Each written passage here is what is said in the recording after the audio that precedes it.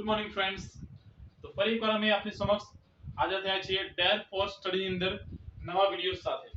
હવે આપણે રેગ્યુલરિટી પૂરી જાળવીને રાખીશું. ઓકે, હવે આજે આપણે જોવા જઈ રહ્યા છીએ ભૂગોળ. અને ભૂગોળમાં આપણો પહેલો ટોપિક છે પૃથ્વીની આંતરિક રચના.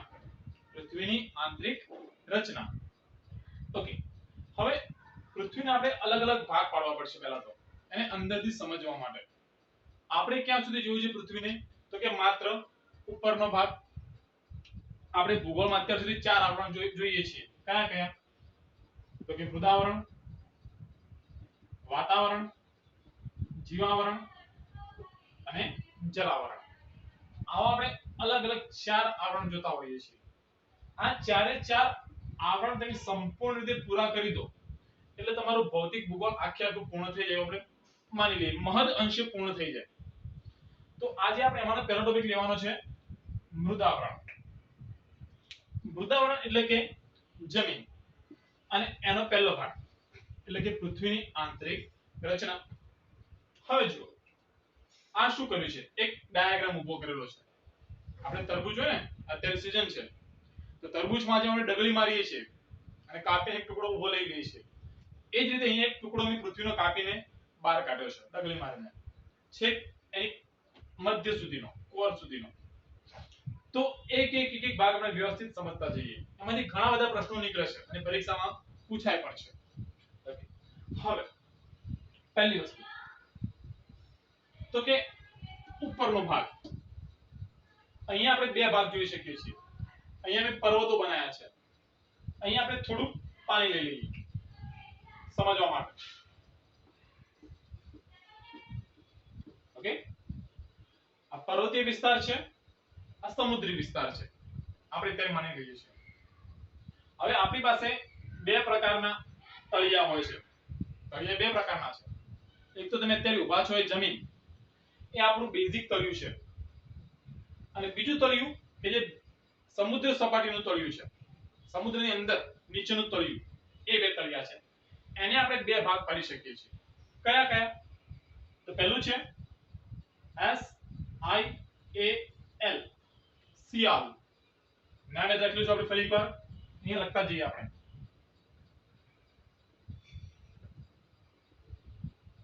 સિયાલ, SIAL. જ્યારે બીજી વસ્તુ છે સાયમા, SIMA, સાયમા. ઘણી વખત લોકો સીમા પણ કહે છે, પણ આપણે એને સાયમા પકડી રાખીશું. સાયમા સાચું એનું ઉદ્બોધન છે. સિયાલ અને સાયમા બંને ભેગા લઈ લઈએ આપણે.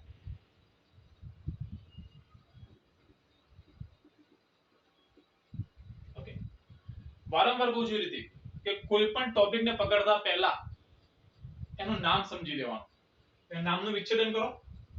જુઓ, SI, SI, AL, MA. કહે છે કે ભાઈ આમાં કઈ ડિફરન્સ છે?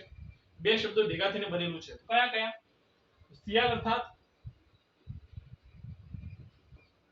સિલિકોન પ્લસ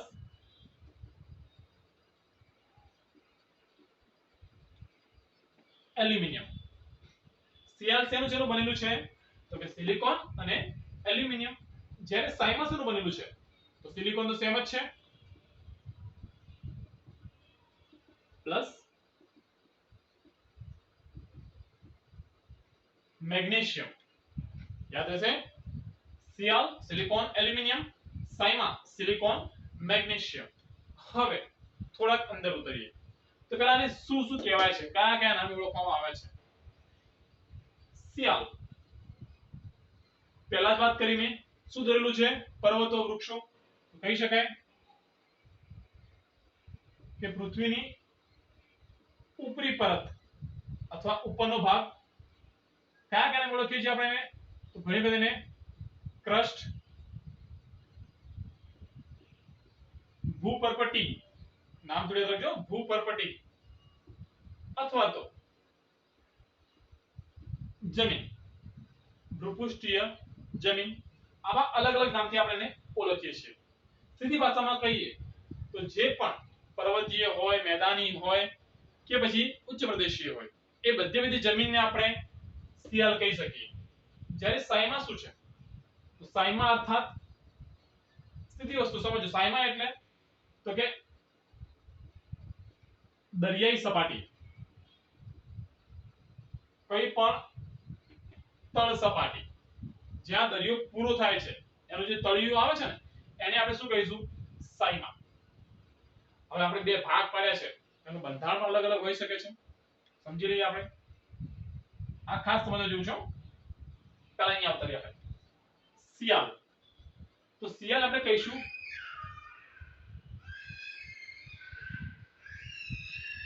લાકડાની પટ્ટી. આ ખાલી સમજવા માટે યાદ રાખવા પૂરતું છે કે એને શું કહીશું આપણે લાકડાની પટ્ટી. જ્યારે સાયમાને કહીશું આપણે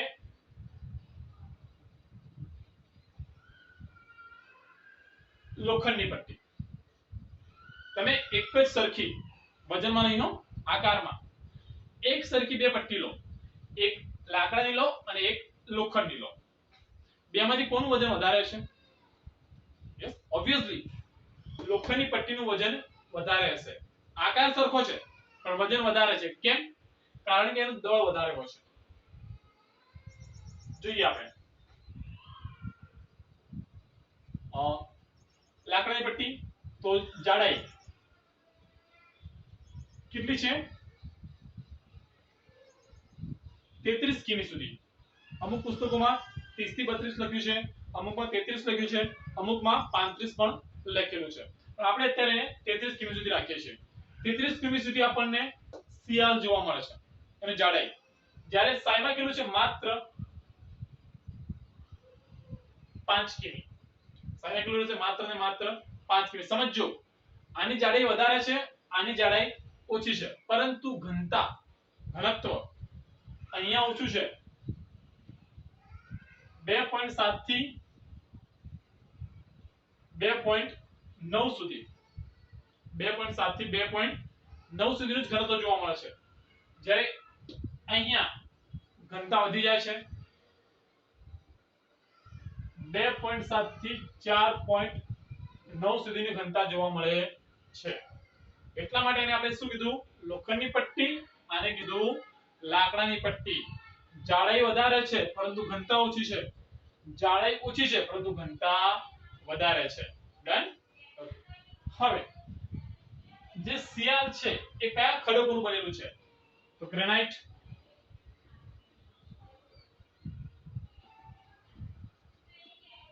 એન્ડેસાઇટ અને ગેબ્રો ઉદાહરણ છે.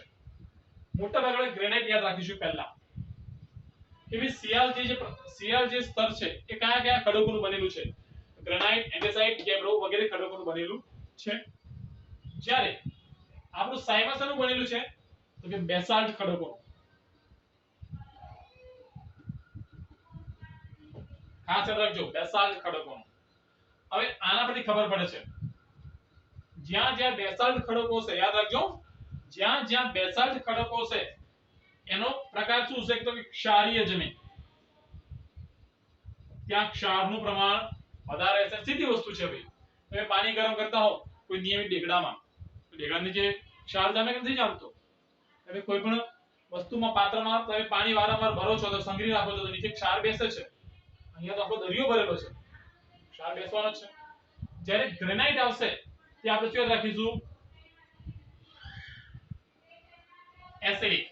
યાદ રાખજો ગ્રેનાઇટ જ્યાં જ્યાં હશે ત્યાંનો જમીન કેવી હશે? તો કે એસિડિક જમીન હશે. ઓકે ચલો હવે આ આપણે વાત કરી લીધી કે બે ભાગ પાડ્યા અને એક અહીંયા છે ત્યાં છે. પણ દરેક ભાગને જુદું પાડવા માટે કંઈક રેખા હોય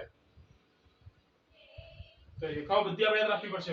લખાઈશ પણ છે પણ અત્યારે આપણે એક એક જોતા જઈએ છીએ. તો શિયાળ અને સીમા એ બંનેની વચ્ચે કઈ રેખા આવેલી છે? અને નામ આપીશું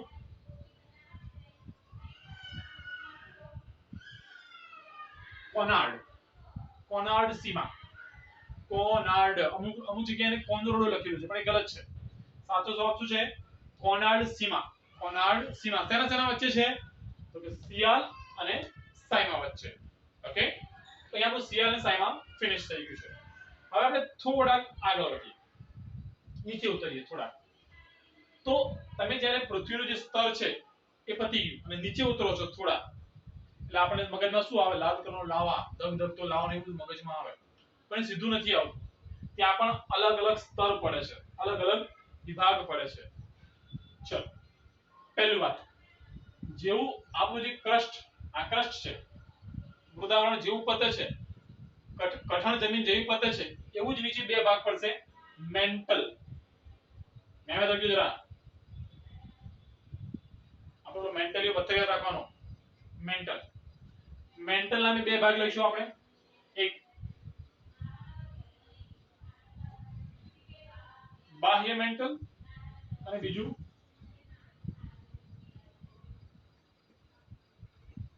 આંતરિક મેન્ટલ. એને ઘણી વખત આપણે અપર મેન્ટલ અને લોઅર મેન્ટલ પણ કહીએ છીએ. અપર એટલે ઉપરનો, લોઅર એટલે નીચેનો ભાગ છે. ઓકે, હવે જેમ જેમ નીચે જઈશું ને, નીચે જતા જઈશું, એમ એમ ગરમી અને દબાણ બંને વધશે. યાદ રાખજો, જેમ જેમ આપણે નીચે જઈશું એમ એમ ગરમી અને દબાણ બંને વધે છે. દબાણ વધશે એટલે ઘનતા પણ વધતી જશે. અહીંયા 2 થી 2.9 હતી શિયાળમાં, થોડા નીચે આયા દરિયામાં, તળિયે બેઠા, કેટલી થઈ 2.7 થી 4.9 ઘનગ્રામ સેમી થઈ ગઈ. હજી નીચે ઉતરશો તો ફરી ઘનતા વધતી જશે. હવે આ મેન્ટલ કેટલા કિલોમીટર સુધી ફેલાયેલું છે? તો 2900 કિમી, 2900 કિમી સુધી ફેલાયેલું છે. આ જે મેન્ટલ છે ને, એ પૃથ્વીનો 85% ભાગ ધરાવે છે જમીન વિસ્તારનો. કયો ભાગ સૌથી વધારે છે? તો કે મેન્ટલ. કેટલો? 85%. હવે આપણે મેન્ટલના બે ભાગ પાડીશું, બાહ્ય મેન્ટલ અને આંતરિક મેન્ટલ. જે બાહ્ય મેન્ટલ છે, આ જરા યાદ રાખજો, મહત્વનું બને છે, આપણે અલગ પેનથી યાદ કરીએ. એને ઘણી વખત શું કહેવાય છે? આ પેન મજા નથી આવતી, ચલો. એને કહેવાય છે એસ્થેનોસ્ફિયર. નામ યાદ રાખજો જરા. બાહ્ય મેન્ટલ અથવા અપર મેન્ટલ ને બીજું શું કહેવાશે? તો કે એસ્થેનોસ્ફિયર. જ્યારે આંતરિક મેન્ટલ અથવા લોઅર મેન્ટલ ને શું કહેવાશે? તો કે મિશ્ર આવરણ અથવા મધ્ય આવરણ. અને બીજું નામ છે મેસોસ્ફિયર.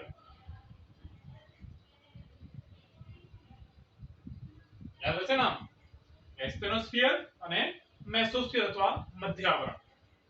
ઓકે, હવે ડિફરન્સ શું છે બેની વચ્ચે? તો જે એસ્થેનોસ્ફિયર છે એ પ્રવાહી અવસ્થામાં છે, લાવા.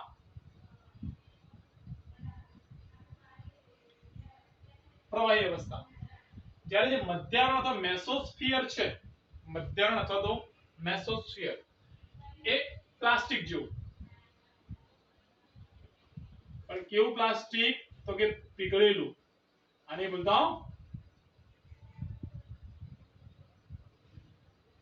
પીગળેલી પ્લાસ્ટિકની અવસ્થામાં જોવા મળશે. મહત્વની વસ્તુ. તો જ્યારે આપણે ભૂકંપના મોજા, ખબર નથી પડે છે બધું બધું છે, અંદર જોવા કોઈ નથી ગયું, આપણે અનુમાન કરીએ છીએ. જ્યારે ભૂકંપના મોજા સીમા એટલે કે ક્રસ્ટમાંથી અંદર પ્રવેશે છે ને, એટલે એની ગતિ વધી જાય છે, સ્પીડ વધી જાય છે. એ સાબિત કરે છે કે આ પ્રવાહી અવસ્થામાં છે. ખબર કેવી પડી? ભૂકંપના મોજાના આધારે જ્યારે એસ વેવ્સ, સેકન્ડરી વેવ્સ, ગૌણ મોજા એ જ્યારે અંદર પ્રવેશે છે ક્રસ્ટમાંથી એસ્ટેનો કે મેન્ટલની અંદર, ત્યારે એ સ્ટેજ વક્ર બને છે અને એની ઝડપ વધી જાય છે, જે સાબિત કરે છે કે અહીંયા પ્રવાહી છે. આ કઈ અવસ્થામાં છે? તો કે પ્રવાહી અવસ્થામાં રહેલું છે. ઓકે, હવે હા, એસ્ટેનોમાં આપણે બીજી વસ્તુ એડ કરી લઈએ આપણે જરા. જે એસ્ટેનો છે, આપણે એને લખતા નહીં થા,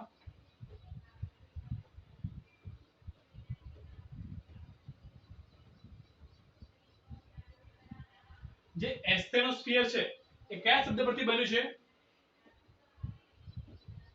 તો કે એસ્થેનો. એસ્થેનો.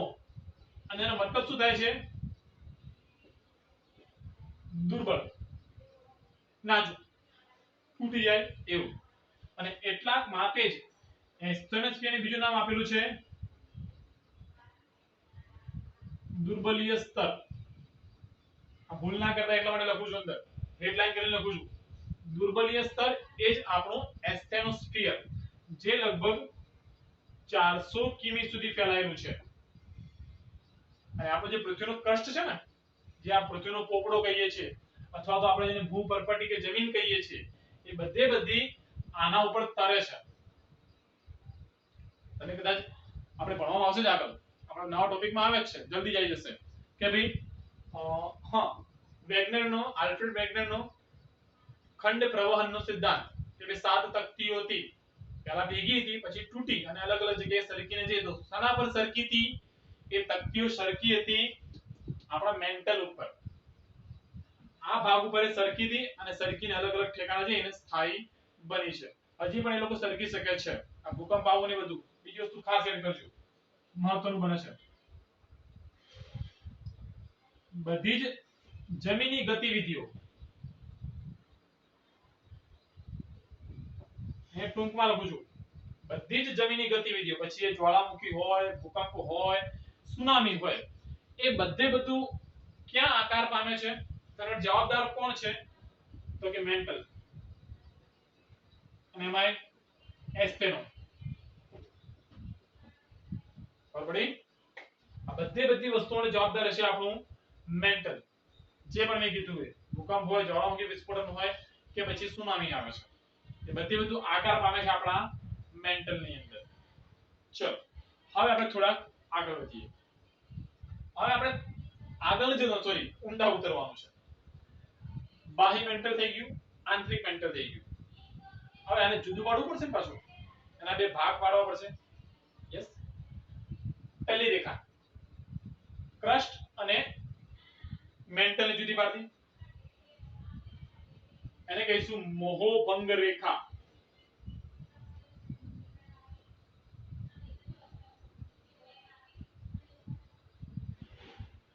મોહોભંગ રેખા સમજો. ફરી એકવાર કહું છું, ક્રસ્ટ અથવા તો જમીન, પૃથ્વીનો પોપડો કે ભૂપરપટ્ટી, એ અને મેન્ટલ ને જુદું કોણ પાડે છે? તો મોહોભંગ રેખા અથવા મોહરવિક લાઈન પણ જેને કહેવાય છે. મોહરવિક શોધક હતા, એના પર નામ પરથી પાડી છે મોહરવિક, મોહોભંગ રેખા. બાહ્ય મેન્ટલ અને આંતરિક મેન્ટલ, એ બંનેને જુદી પાડતી રેખા. એને આપણે શું નામ આપ્યું છે?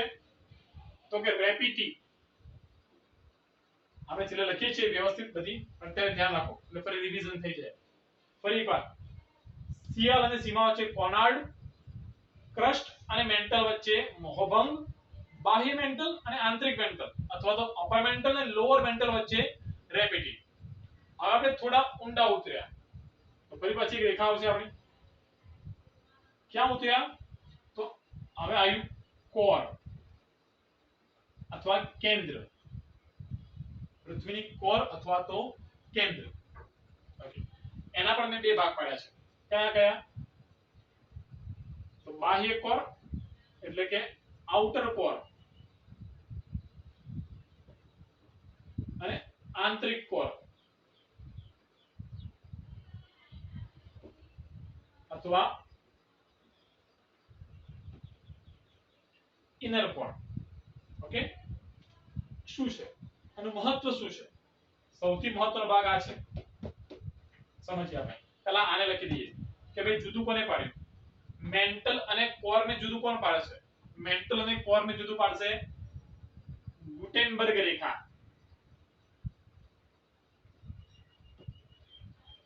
કઈ રેખા? તો કે ગુટેનબર્ગ રેખા. ઓકે, અહીંયા ઘનતા વધી જાય છે, 9 જેટલી ઘનતા થઈ જાય છે. 9 જેટલી ઘનતા અહીંયા આપણે જોવા મળે છે. જેમ જેમ નીચે ઘનતા વધતી જશે, સીધી વસ્તુ છે. ચલો મેઈન વસ્તુ. હવે આઉટર કોર જે છે એ કેવી હાલતમાં છે? તો પીગળેલી અવસ્થામાં.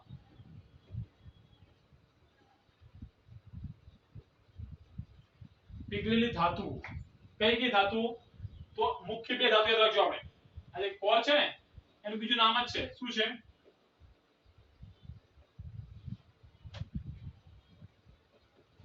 નિફેટ. શું નામ આપ્યું એને? નિફેટ. જેમ સીમા, સોરી, સાઇમન અને સીએલ છે, એમ આ છે નિફેટ. નિફે કેમ? તો બે ભાગ પાડ દો. એનઆઈ અર્થાત નિકલ અને Fe અર્થાત ફેરસ અથવા લોખંડ સનું બનેલું છે નિકલ અને લોખંડ નિકલ અને ફેરસ નો બનેલો ભાગ એટલે આપણો કોર જેને આપણે નીચે પણ કહીએ છીએ અને બે ભાગ પાડ્યા બાહ્ય કોર આંતરિક કોર અથવા તો આઉટર કોર અને ઇનર કોર આઉટર કોર જે શું છે તો નિકલ અને નિકલ અને ફેરસ નો પીગળેલો ભાગ છે જ્યારે આંતરિક ઇનર કોર એક ઘન ભાગ છે આ કોઈ જોયું નથી હો આ કોઈ જોયું નથી પણ માત્ર એક સાચું સચોટ અનુમાન છે જેના આધારે તો અલગ અલગ જે આપણે ભણીશું એમાં ભૂકંપના મોજા ખાસ છે કે જે બધું અનુમાન કરવામાં મદદરૂપ કરે છે કે એની અવસ્થા કઈ છે શું કરે છે શું મહત્વ છે બધું આપણે નેક્સ્ટ માં જોઈ લઈશું ભૂકંપ ટોપિક માં આપણે વ્યવસ્થિત જોઈ લઈશું ચલો હવે એનું મહત્વ શું બને છે તો આપણે પહેલા યાદ કરીએ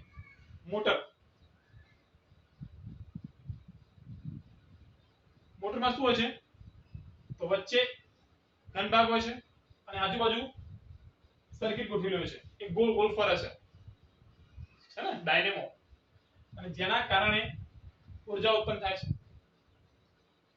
એવું જ મોટી મોટર ભગવાને કોરમાં મૂકેલી છે વચ્ચોવચ એક ધાતુપિંડ છે ધાતુપિંડ એ આપણી ઇનર કોર અને આજુબાજુ વિશાળ માત્રામાં નિકલ અને ફેરસ ની પીગળેલી અવસ્થા ગોળ ગોળ ફરે છે એ શું છે બાહ્ય કોર અથવા આઉટર કોર જેના કારણે શું ઉત્પન્ન થાય છે EMF એને કહીશું આપણે ઇલેક્ટ્રોમેગ્નેટિક ફીલ્ડ અને બીજું આપણને ગુરુત્વાકર્ષણ બળ પણ આપણને એના કારણે જ મળે છે જો આ ચકડું ફરતું અટકી જાય તો ગુરુત્વ પણ નાશ પામે અને આપણું EM ફીલ્ડ જે ઇલેક્ટ્રોમેગ્નેટિક ફીલ્ડ છે એ પણ પૂરેપૂરું નાશ પામે છે આ EM ફીલ્ડ શું છે ભાઈ સાદી ભાષામાં સમજાવો એકદમ સાદી ભાષામાં તો આપણે કહીએ છીએ ને પેલું નકશામાં ઉપર N ને નીચે S north pole south pole ઉત્તર ધ્રુવ દક્ષિણ ધ્રુવ શેના આધારે મળે છે ભાઈ EM ફીલ્ડ ના આધારે મળે છે આપણે પેલું હોકાયંત્ર ગમે તે બાજુ સોય તમે રાખો તો સોય કઈ બાજુ જશે હંમેશા ઉત્તર બાજુ નોર્થ બાજુ બતાવે છે એ સોયને કોણ ખેંચે છે ઇલેક્ટ્રોમેગ્નેટિક ફીલ્ડ વિદ્યુત ચુંબકીય ક્ષેત્ર અને શેના કારણે બને છે તો ઇનર કોર અને આઉટર કોર ની સતત ફરતી જે ગોળ ગોળ ફર્યા કરે છે એ પ્રોસેસના કારણે આપણને આ ભાગ મળે છે ઓકે તો ચલો આપણે એકવાર આખી આપણું રિવિઝન કરી લઈએ હવે તો ઘણો ટ્રાફિક થઈ ગયો છે થોડું સાફ કરી લઈએ આપણે ઝડપથી રિવિઝન કરી લઈએ ફટાફટ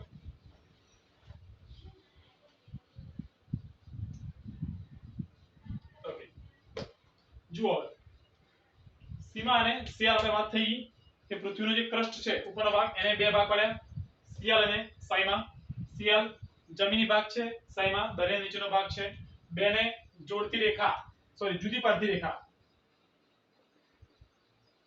સાયમા અને શિયાળ એનું નામ શું છે કોનાર્ડ રેખા થોડા નીચે ઉતર્યા ક્રસ્ટ અને મેન્ટલ એને જુદી પાડતી રેખા શું નામ હતું બેનું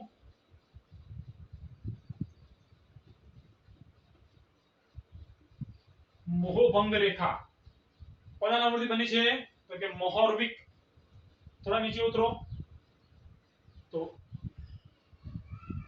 અપર મેન્ટલ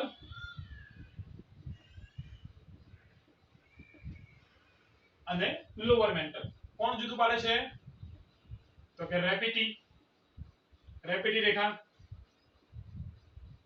થોડા નીચે ઉતરો તો મેન્ટલ અને કોર એ વાત છે ને કેન્દ્ર કોણ જુદું પાડશે તો કે